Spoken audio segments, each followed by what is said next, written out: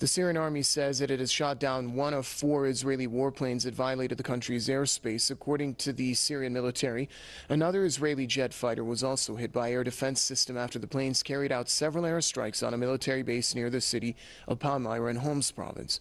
Syria denounced the air raids as an act of aggression aimed at helping Daesh terrorists. This comes as Israel has also confirmed that its aircraft struck several targets in Syria and that the Syrian army fired several missiles at its jets.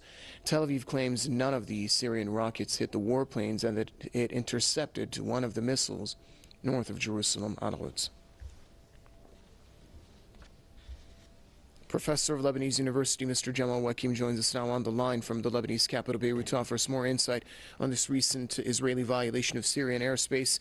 Mr. Wakim, welcome to the program. Syria has denounced the air raids as an act of aggression aimed at helping Daesh terrorists. Talk to us about what took place and also about the timing of these attacks.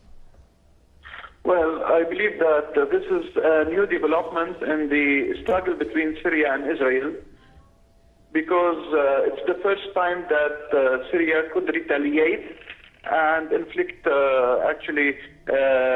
losses on the Israeli side. This is yet to be confirmed. But we can conclude from the Israeli statement that they don't want any escalation, and from activating their anti-missile defenses, that the Syrian retaliation was able to ward off any further escalation by the Israelis. And I believe that this comes at a crucial moment when Syria was able to achieve major advances and progress actually in controlling the northern area and limiting the areas controlled by insurgents supported by the United States and by Israel and the Western coalition. So this comes as an attempt by the Israelis and, of course, the Americans to drive a wedge in the defenses of the capital and the southern areas as part of an attempt by the Israelis to try to see if they could destabilize southern Syria and test Syrian defenses in case they want to wage a major offensive in South Syria. Thank you very much, sir. Professor of Lebanese University, Mr. Jamal Wakim, joining us on the line from the Lebanese capital, Beirut.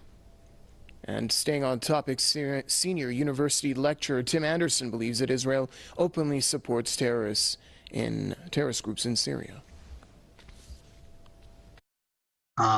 It's well known that Israel, unlike the other partners in the region, openly support all of the terrorist groups in Syria, and they respond to the actions and sometimes the setbacks of those groups. I mean, the Israeli media have asked the government specifically when Israel is giving assistance to wounded fighters in northern Israel, whether there's certain groups they favour and not others, as in the US approach to saying there are moderate rebels and extremists.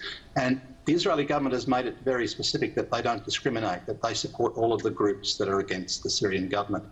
So it's a particularly inhuman intervention, given that those al-Qaeda groups have just carried out some horrible atrocities in Damascus in recent days. It shows a very little human decency on the part of the Israelis, or any sort of sympathy for the religious pilgrims and the lawyers and the ordinary people in restaurants in Damascus who've just been slaughtered by these terrorists in Damascus.